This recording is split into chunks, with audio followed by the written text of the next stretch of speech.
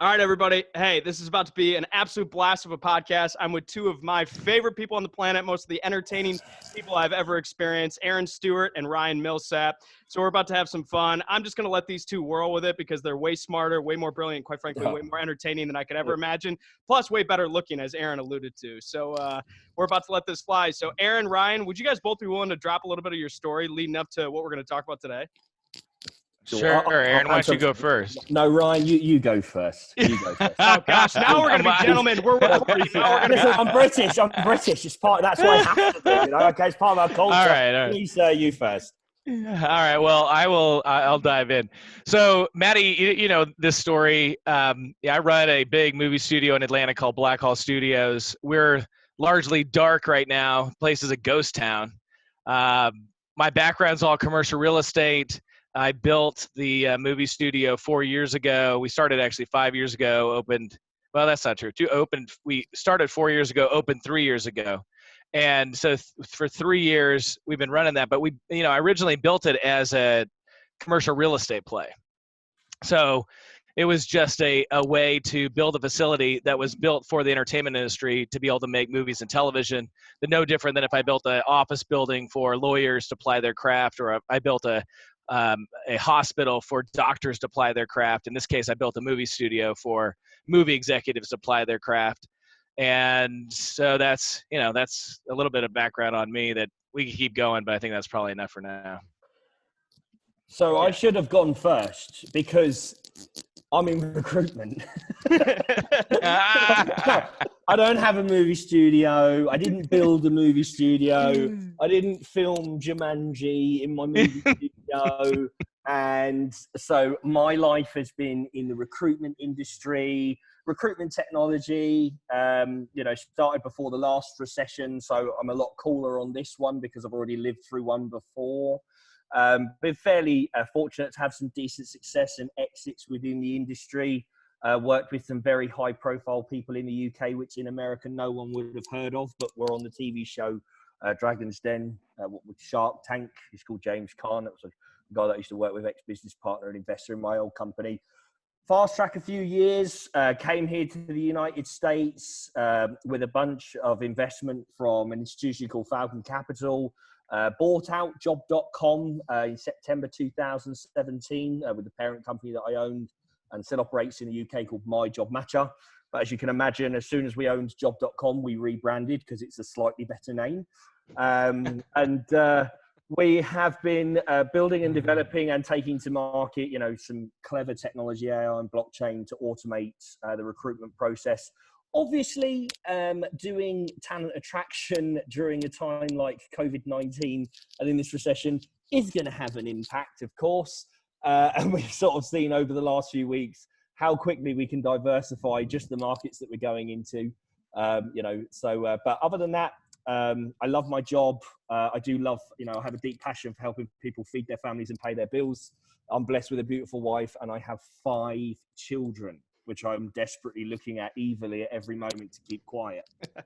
So that's why I put some stuff on mute in between everything. Yeah. How old are your kids? I can't remember. No, I've got a 10-year-old, I've got a 4-year-old, a 3-year-old, a 1-year-old, and a 4-week-old. Wow. So my wife and I had 4 children in 5 years. So as you can imagine, she hates me. She doesn't hate you much. That's why he travels so much. Because I travel so much, it happens. You come home. She may hate you, but there's something about you that she really likes. Relationship. I hate you, but I love you. Don't you come near me. Yes, come near me. Yeah, literally. Damn it, another kid. Thank God we're so fertile. Yeah, I know. It's we did actually have a conversation the other day. It was like, we're going to have more. And I sort of blow hot and cold in it. 1 minute I'm like, yeah, because I've got 1 boy and I've got 4 girls. So I'm very blessed. But there is a part of me that's like, maybe we should sort of, weigh up the boys a little bit more. But at the same time, my wife and I kind of look at each other broken and like, can we really take more? Yeah. It's like, I don't know, but maybe we'll see what happens. I guess I got to ask, at what number did you ask that question? Was it 1, 2, 3, 4? 3. It was the third. And then it just started to go, nah, we won't do it again. And then lo and behold, here they are. And so, But it is a blessing. And to be fair, as much as it can be a noisy, house, I enjoy the chaos. I love the chaos with the kids around and stuff like that. It's great fun. And now as they're starting to get a bit older and stuff, they're a lot more. Not that they're not interesting when they're babies, but you can, they've got their own personalities and stuff like that. They're great stuff. So, Is job.com in Austin? Is that why you ended up in Austin? No, so it's funny enough, it's not. So I bought two other companies that were based here. So Active Hire and Zillion Resume. So they were the first acquisitions we did in the US at the beginning of 17. So I moved here. Job.com was originally based in Fredericksburg, Virginia. But I wasn't, I didn't want to move to Fredericksburg, Virginia. No offense to anyone in Fredericksburg, Virginia. Just Austin seemed like a cooler place to be. And then subsequently, I've been here now. Obviously, we'll be coming up for 3 years in a couple of months, and we're very, very settled and happy here. And unfortunately, Donald Trump will allow us to stay. So, yeah. which is good. Which is good. Love that. Love that. Well, hey, oh, go ahead, Ryan. Aaron, I've got a question for Aaron. Aaron, tell me about what's going on with your friends in the UK, what they're talking about with COVID, what the government over there is doing to try to address this, how you're comparing like what you're seeing in the UK with what you're seeing here. And then, I'll give you some color on that too, because, we're building a big black hall in the UK.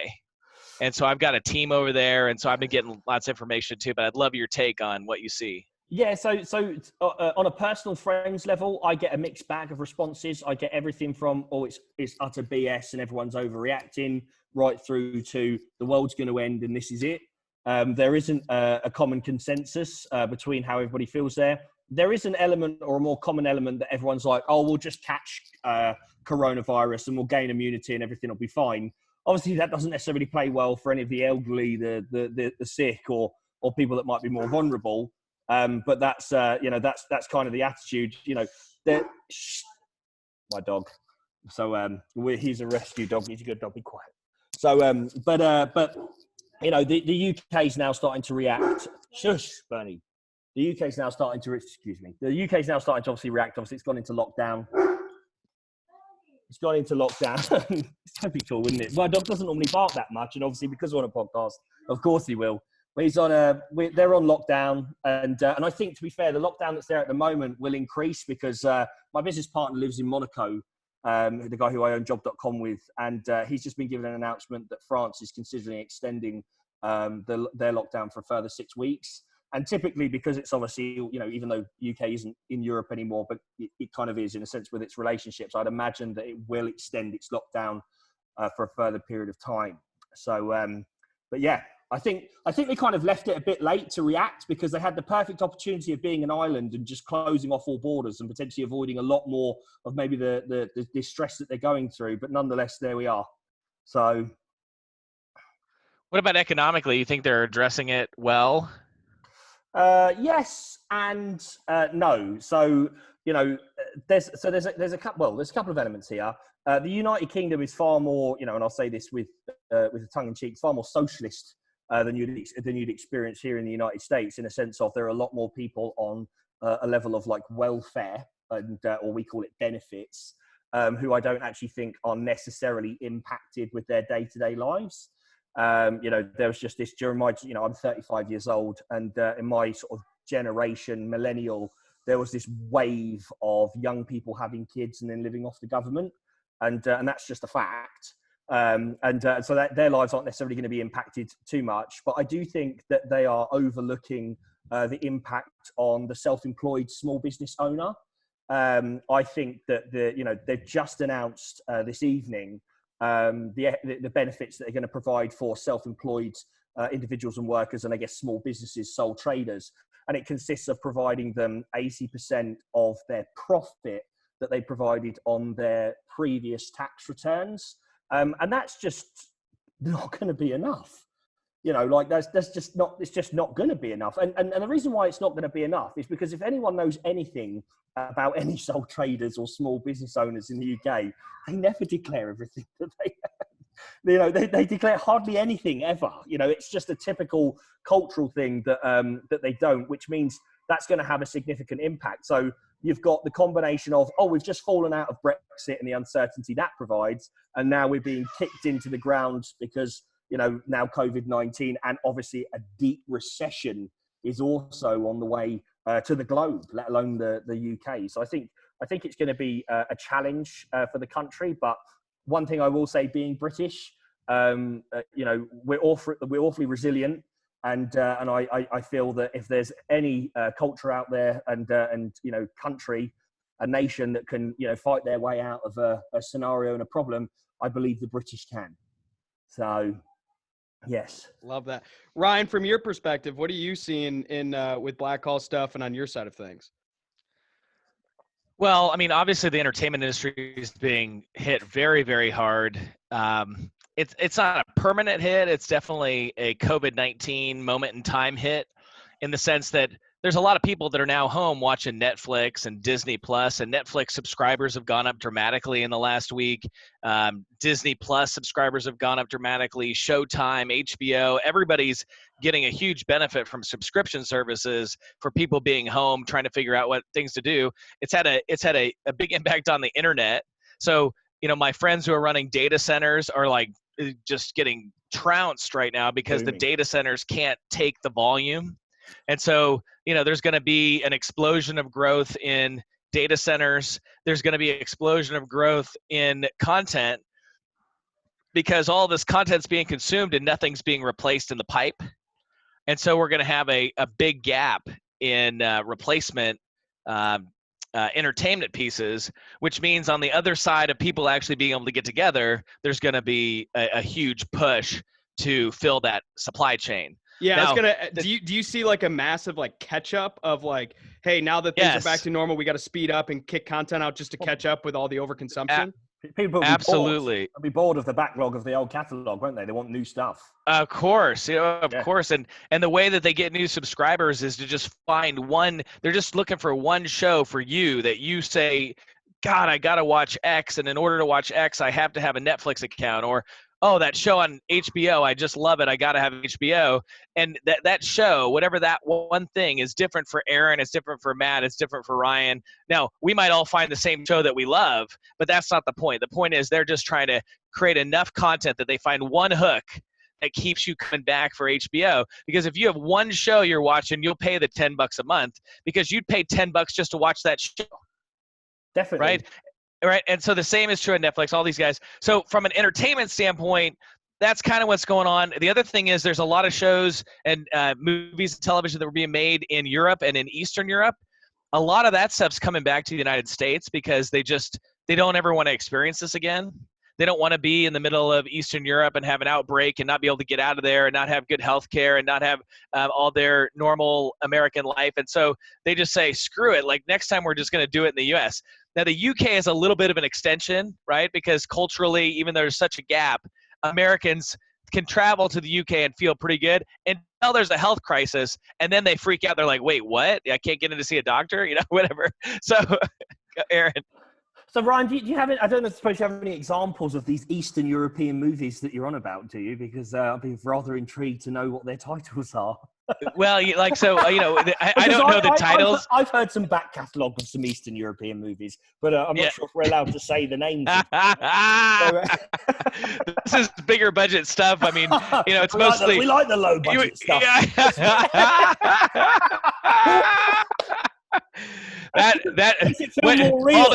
What you're talking about right now is also bogging down the internet. Yeah, that's definitely booming right now. Oh God! I mean, the poor data centers. They're like, listen, switch it to explicit. We're ready to fly. I would love to know actually the percentage of adult content streaming on the internet right now. Oh, it will be. I mean, if my friends' memes that they're texting me are any indication, it's a very high percentage. The amount of filth that I have been sent in group WhatsApp. Oh my gosh. In the last it's beyond a joke. And many of them circulated around, joking around the kind of coronavirus quarantine stuff. What can you do when you quarantine? And some of the videos, I mean, are hilarious, but they are extremely explicit. Yes. So, but I mean, some of the things that these guys. Go ahead, Ryan. I was gonna say some of the things these guys are claiming are a cure for coronavirus. But I'm willing to try them. I'm willing to try. I'm willing to be a test subject for science in order to see. Always happy to be a free guinea pig. No problem at all. Send me a subscription. Happy to do what we got to do. My body is all yours. Oh God. I love that. Anyway, so the entertainment industry that's not the adult film industry is going to come back huge. The stuff in Eastern Europe oftentimes would be like low budget horror or low budget action. Like they'd take Jean-Claude Van Damme to Hungary and do some movie that they're not even going to release in the United States. They're only going to release in all the rest of the world. And Jean-Claude Van Damme is still a big draw. And they know that they can make a $5 million movie and they can sell the rights to a Jean-Claude movie for $8 million around the world. And so without ever having any success, all they have to do is produce a piece of content and it will make money. And so there's a whole world of that kind of stuff. Now, we don't do that kind of stuff. Black Hall is like big budget, $50 million, $100 million, $200 million kind of movies. And the stuff we do in the US and the stuff we do in the UK is going to be, really focused on that crowd, the Disney crowd, the Warner Brothers crowd, the Paramount, the HBO, the Universal, etc. Now, what I will tell you on the economic side, the US, in my opinion, is kind of shitting the bed on the economic side at the federal government level. And I'll tell you why. This is not an economic recession that was born from bad decision making in the finance world or bad decision making in the business world or moral corruption or deception or anything that would normally be punished by the capital markets. This is a problem that was created by a virus, and that virus is really a social issue. So from a social standpoint, we should say to ourselves, listen, the world before this coronavirus was X, whatever X is. And we are now going to try to freeze X in time. And we're going to all take a moment and just fight this virus. And then when we come back from whatever amount of time it takes to fight this virus, we want to be able to press the play button, right? So we want to pause it in place, and then we'd be able to press the play button and have nothing really affected economically. Now, that's not happening right now. And the reason is that they haven't approached it the right way, because if they approached it the right way, they would say no business is allowed to fail right now. It might have been on its way to failure, but we're going to hold it in a frozen position on its way to failure. And in 90 days, it can pick its trajectory to failure. But right now, we're not going to let it fail. And what that costs is about $1 trillion a month to put the U.S. economy on hold. Now, if you put the economy on hold, you're going to have to top-line revenue replace every company in the United States. Now, those companies are then going to have to all agree to have no firing, so a firing freeze. They're going to have to agree to have no salary changes, so salary freeze. Now, people are going to be a little upset because they'll say, well, wait a minute, if you're revenue replacing at that company, the guys who own that company are still making a lot of money. I'll say, yeah. Because you know what happens if the guys who are running that company aren't making a lot of money? They fire everyone. And that's what's happening right now, is the guys who own the businesses and are running the businesses are having powwows saying, our revenue just fell off a cliff. What are we going to do? This isn't sustainable. And the CFO goes, well, we got to fire everyone. And everybody looks around the table and goes, well, I guess we don't have any other revenue options. So, yeah, we got to fire everyone. And that domino effect is going to have lasting and severe consequences if the government doesn't wake up, which it doesn't seem like they're going to, because the stimulus package that they just passed, I don't know if it's actually finally passed, but it looks like it's going to pass, the $2 trillion version, which sounds like a lot of money until I just told you it costs $1 trillion a month to put the economy on hold. So that $2 trillion version is now trying to pick and choose and say, well, these are the essential industries that we can't let fail. And the problem with that is that makes a judgment about the impact of this virus that says, okay, it's going to impact all these businesses, but we don't care. That's just part of the cost. And I say, no, that's not how you freeze time. That's just not how you do it. So I think there's going to be massive economic consequences of this, massive fallout. I think they're not signaling to the businesses anything that has enough clarity to be able to plan around. And just in general, I think they're falling on their face. So Ryan, could we talk about porn again? Speaking of falling on your face. And let's put it this way. All that was above my head, but I understood what we were talking about beforehand. So, You know what that makes me think of? I'm going to tell you a funny story, okay? So when I was in college, one summer I lived with my dad in Boston. My dad was running a company. He was like the CEO of a company called SD Warren Paper Manufacturers. They were owned by a South African company called Sappi. And my dad and I lived in the Harbor Towers in Boston, overlooking the harbor. And my dad walked to work like 5 minutes. And I went to live with him for the summer, and I didn't have a job. I really just hung out. And so he would walk to work in the morning. I would stay and read and study.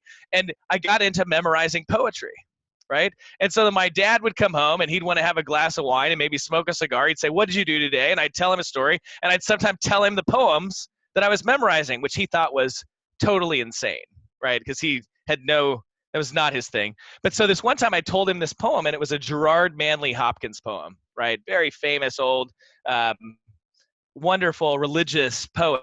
And and I'll tell you like the first 4 lines, and I'll get to this place, and then we'll have a laugh, because he says, "The world is charged with the grandeur of God. It shall flame out like shining from shook foil. It gathers to a greatness like the ooze of oil crushed. Why do men then now not wreck his rod?" My dad starts laughing, just like Maddie right there. He goes, Turn off my "Wreck video. his rod." Turn off my video. I'm telling him this amazing poem, and all he hears is, "Ha ha ha, wreck his rod." The young academic Ryan is trying to be mature, trying to. I like your dad, Ryan. I like your dad. Okay. The even better part is like 3 months later, I told my brother this poem. I got to the same line, and he goes, "Ha ha ha, wreck his rod." Anyway, so everybody understands porn. That's a universal language. Definitely. Not everybody understands macroeconomics, and right now we've got a major macroeconomics problem. Sure. That's Ryan, going to have a tremendously terrible impact on our economy. So Aaron, I think you offer a really cool perspective, because the huge volume of companies that you guys cover within the context of what Job.com is doing. So I'd love to hear your perspective on all this. Well, so a couple of things. So one, which was the other evening, I did a conference call with BTIG, who are a large investment banking group in New York, and it was a collective of sort of managing partners of probably roughly not huge, but maybe $20 to $30 billion under management. And they were explaining that analysts and the various intellects that they've been talking to, that they believe that this sort of downturn, this macroeconomic impact, is here for the next 24 months. It's going to take at least 24 months for the economy to kind of start seeing any sort of prosperity towards coming back, and that businesses that are functioning in this time, that are maybe funded companies, or that are looking for funding, or that operating at a loss but are growing, need to have at least 24 months runway in cash in the business in order to survive, just to be sort of prudent. And however, they explained that throughout private equity in the United States, as in dry powder, there is still $1.5 trillion in cash that will be deployed during the time when it comes that deals will be a better deal. And also the M&A activity is actually an attractive prospect during this time, because for example, Job.com is right in the middle of M&A activity. We're acquiring staffing agencies. We're doing I call it a roll-up, but I've been told now in America Express call it a build-up. So we're doing a build-up. We call it a roll-up in the UK, but we're doing a build-up of buying staffing agencies. And because of the fear and uncertainty with them, it does affect the multiples when it comes to acquiring those businesses, when you take them as multiples of EBIT, which actually potentially offers upside for private equity money. On the job side of things, as we sort of saw it announced today, I think, was it 1982, the highest level of employment benefits in the United States was 695,000 people. It's now 3.3 million, literally in the last week. It's sort of unprecedented, 4 or 5 times higher than it's ever been in history. And it's going to grow, because this is just the first week of seeing this. For us, over 80% of the clients and the jobs that we were dealing with only 6 weeks ago have disappeared. They've gone. However, conversely to that, and typically what I did in the last recession, being in this industry, is you go hunting for gold. So you go and find where the gold is. And for example, logistics, There's technology, healthcare, and funnily enough, we're just about to secure a deal where we will be providing 4,800 cleaners on contract to the 12 hydroelectric dams that consist in the north west of the United States, in around Washington State and stuff. So, where I think for some business owners who can still trade and function, this is an opportunity for you to be dynamic.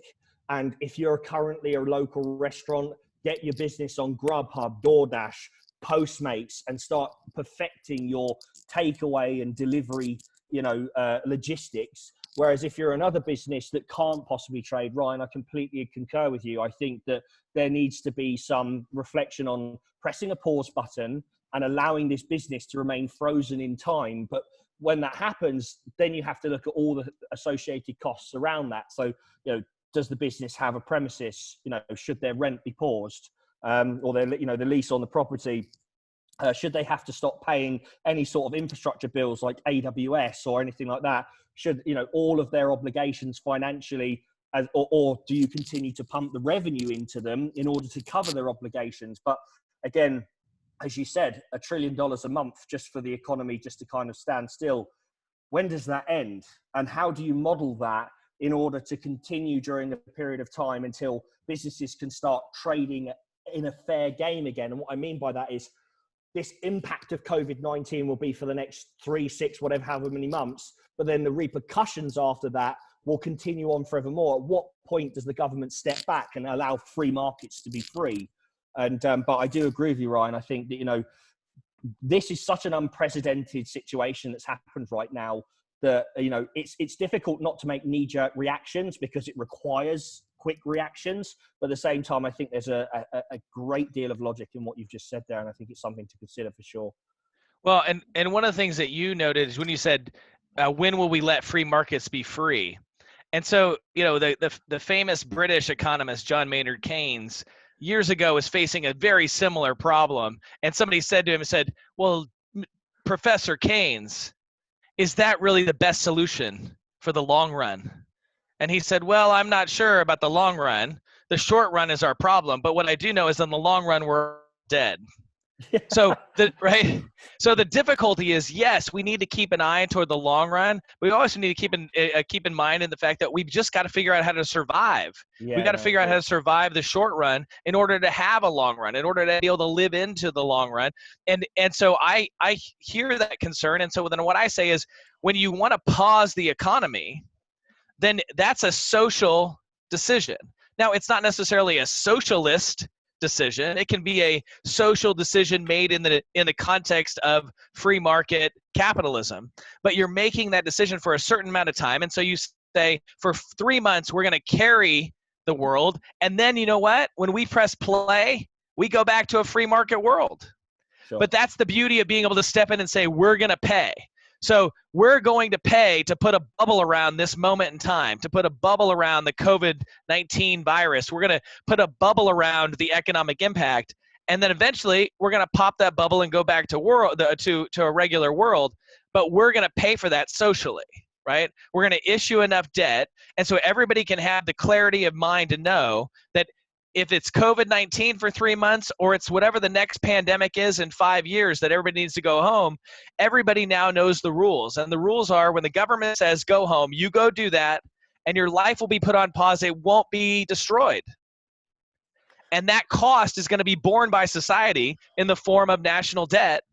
And that's okay. Our national debt today is about $22 trillion.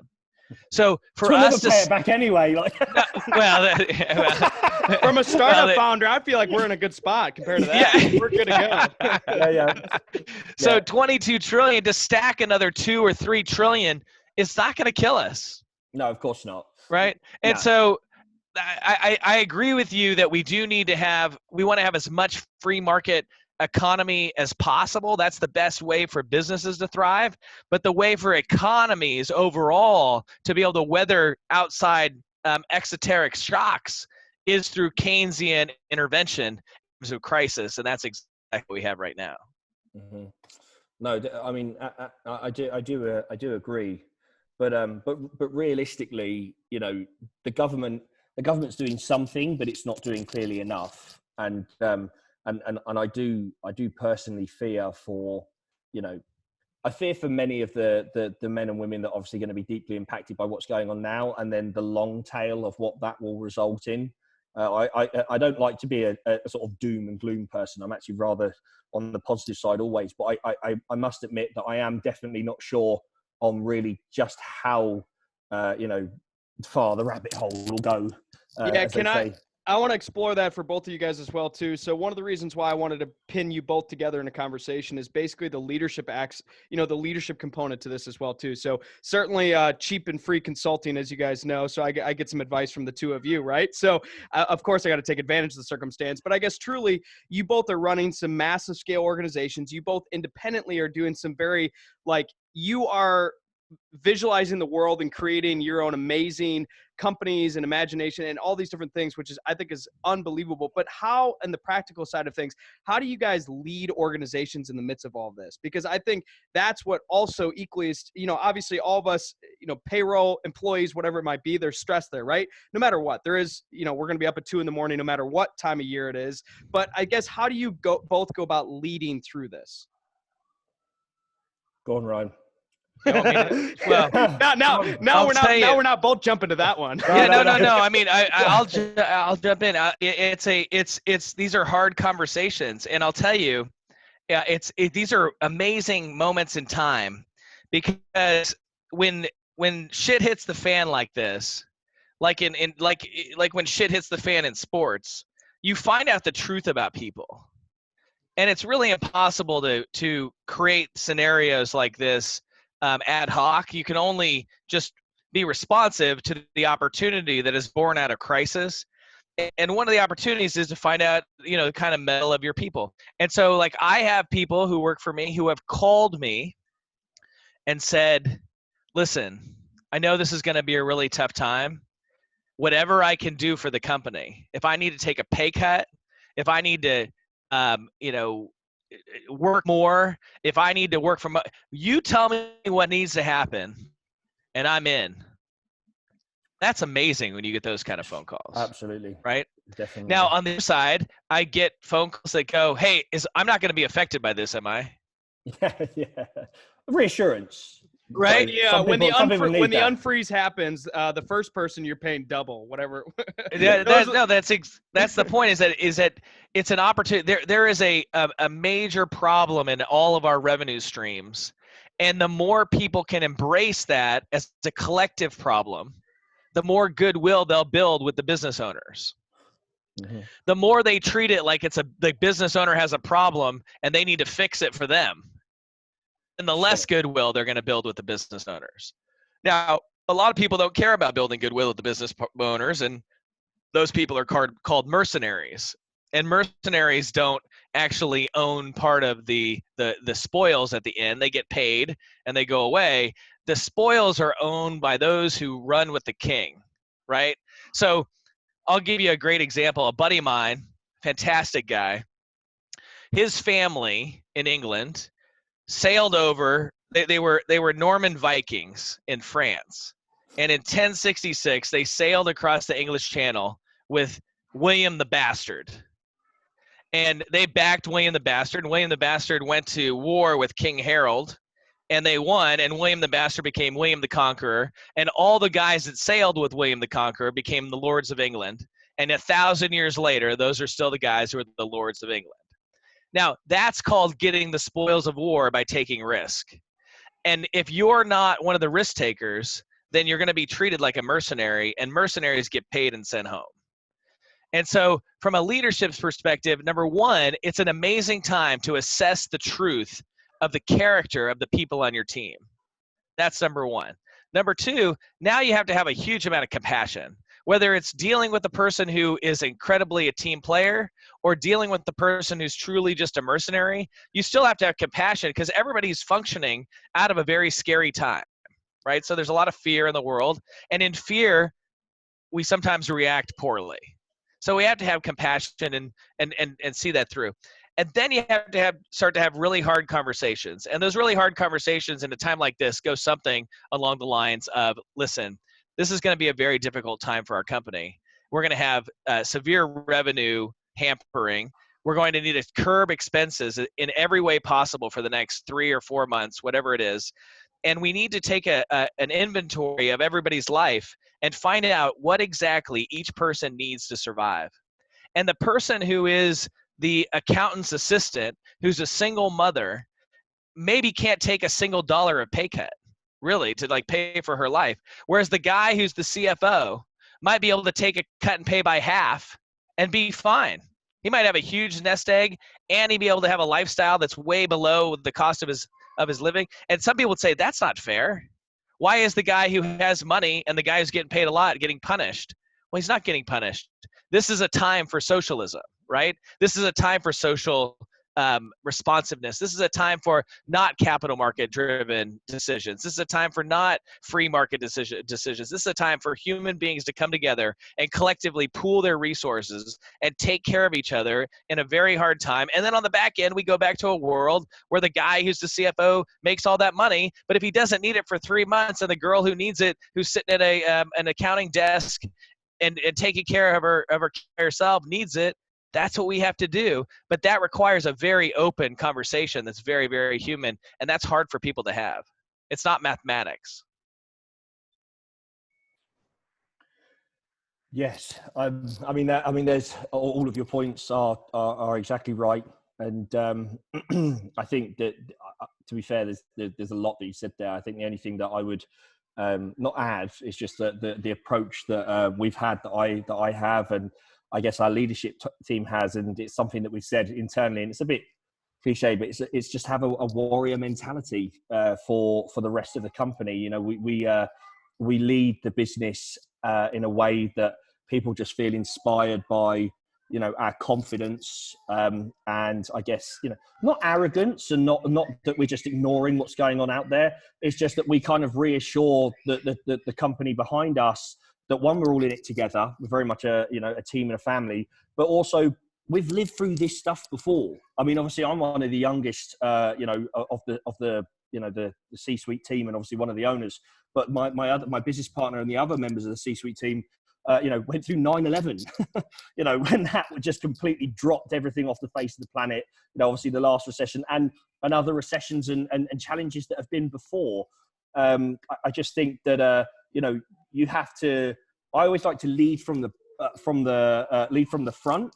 So, you set the example and everybody feels inspired behind you, but that doesn't mean that there aren't difficult conversations. And we've had to have some of those difficult conversations in job.com over the last few weeks. There were a few members of the team, both stateside and in the UK, that we had to, furlough, or we had to, reduce their hours, not make them redundant, but just reduce their hours to say, look, things are going to be a bit challenging right now, and we want you to stay with us, but this is the most that we can do right now, and we have to think about the longevity of the business, because we don't know how long this may go on for. We could have taken a gamble and said, we'll leave everything running and remaining operationally the same, and burnt through the cash reserves that we had to the point that it's too late, where we've chose to react early in order to keep as much dry powder as possible if we have to go through a 24-month cycle of challenges. And so that's what we've done. Yeah. Thank you both for answering that. And it shows a lot about both your leadership mentality, that not only are you not afraid to hop on a podcast and dive into this stuff, but also sort of acknowledge that. And the difficult part, I think, for the three of us is this is all on the fly. This is like, Ryan, as you alluded to, like, none of us read about what to do in the middle of COVID-19. None of us are studying a manual. None of us are doing that. And so just to no MBA in this. Nah, absolutely not. Absolutely not. And so just to hear the fact that you guys are, it's cool because we're all at very different worlds, but at the same time leading different organizations and talking about these things and diving these things. This is challenging. This is hard stuff, but this is like what we signed up for. This is like the dreams that we all want to accomplish. Like, this is exactly it.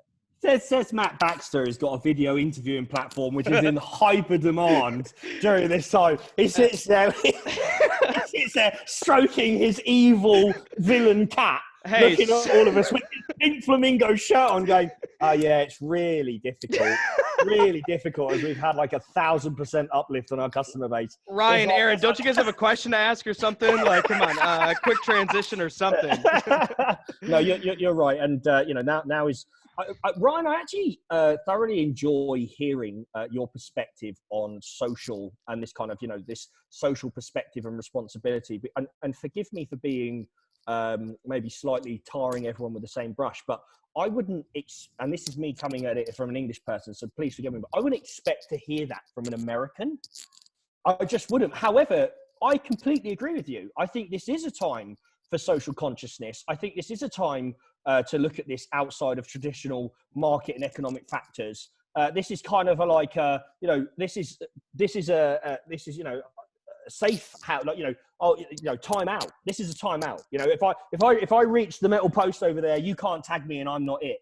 Because that's where I'm safe. And I actually it's kind of refreshing to hear that, because sometimes, a lot of the time, and maybe it's because I'm surrounded by people in the financial venture capitalist world as well, because of my background as well within private equity. But normally it's very much a vulture mentality.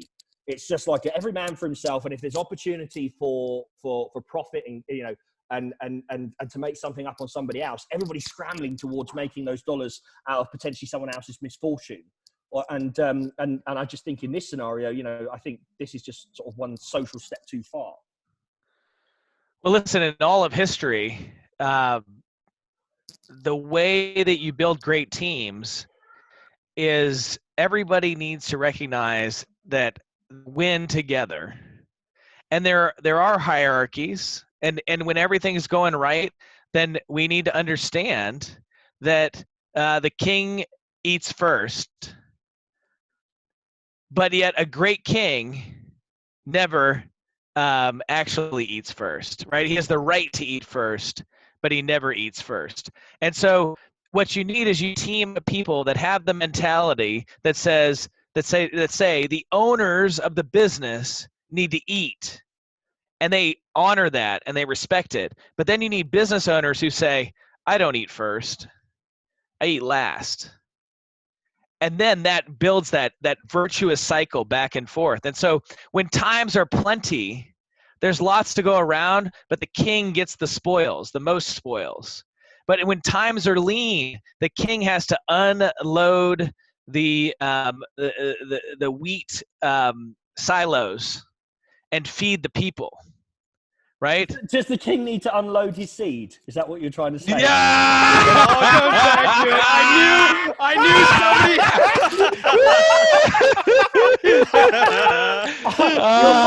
Wreck his rod. Now we wreck his rod. Your father inspired me, and as I heard those words leave your mouth, right, He's loving you. This is my moment.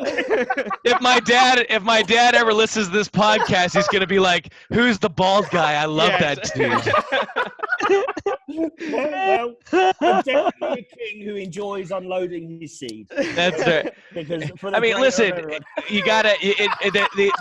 The only way to maintain leadership is the balance of capitalist power and social dynamic in the midst of crisis. And that's where, listen, Bernie Sanders isn't wrong. Bernie Sanders is just wrong most of the time, right? And so the trouble is Donald Trump is wrong a lot, but on some major economic issues, he's probably more right than Bernie most of the time.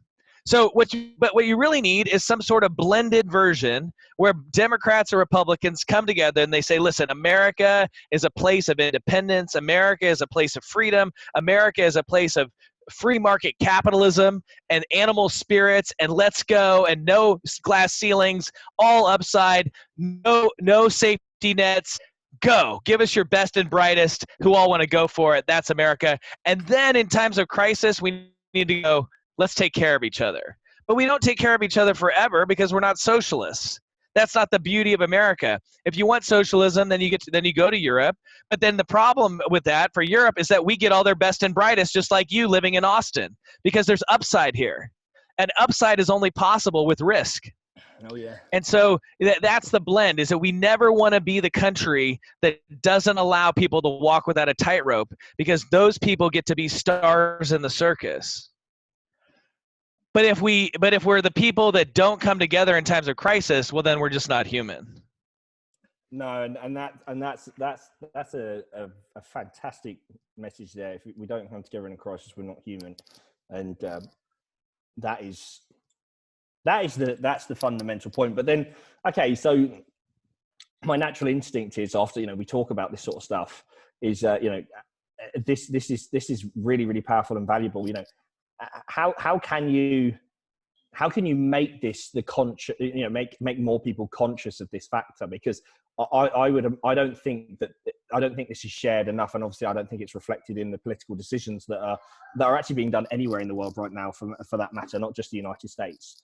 But I wonder if this is an opportunity for lessons to be learned, sadly, during this time, that should maybe be reflected when the next pandemic happens, because there will be another one. Obviously, that's just guaranteed. You don't know when, but yeah, that's a really powerful statement.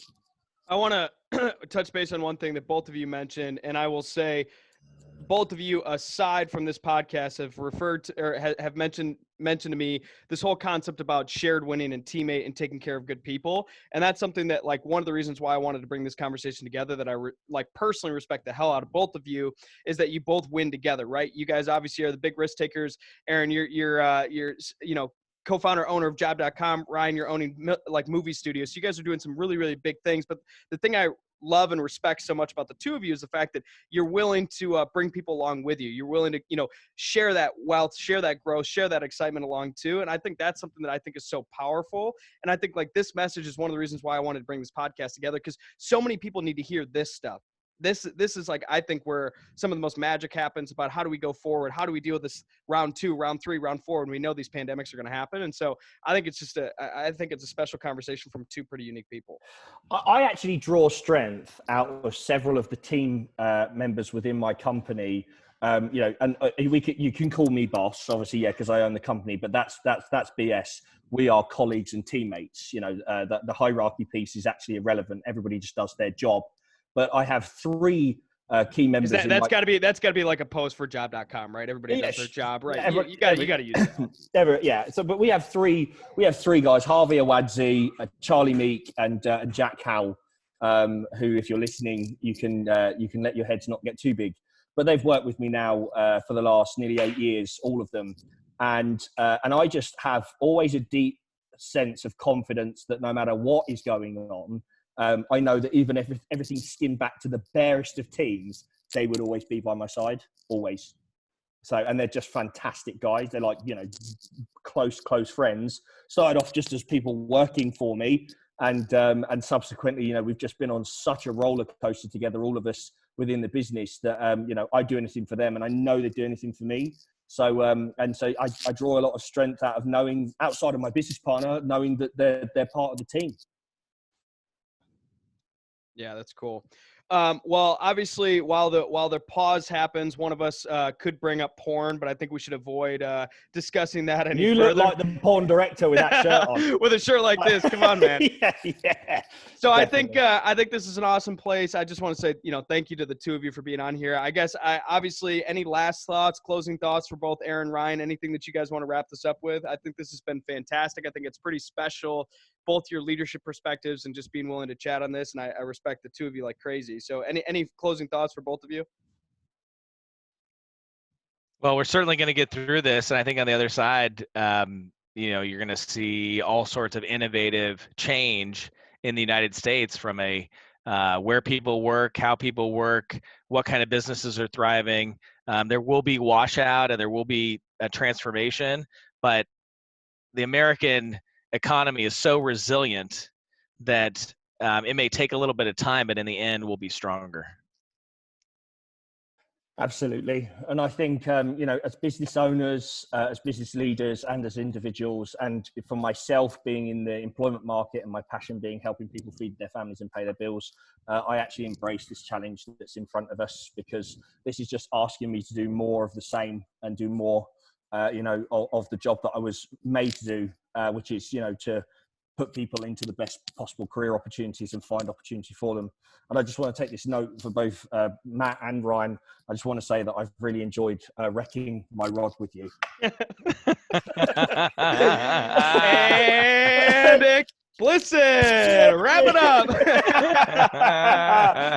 Aaron, Ryan, thank you both so much for being a guest on this. This is awesome. Many more to come. Respect the hell out of both of the two of you, and this has been fantastic. Pleasure. So thank you. I really enjoyed it, mate, as always. Have a great night, guys. Thanks so much, Ryan. It was lovely to meet you, mate. Good to meet you too. Look forward to meeting you in person. Yeah, definitely. Thank you, mate.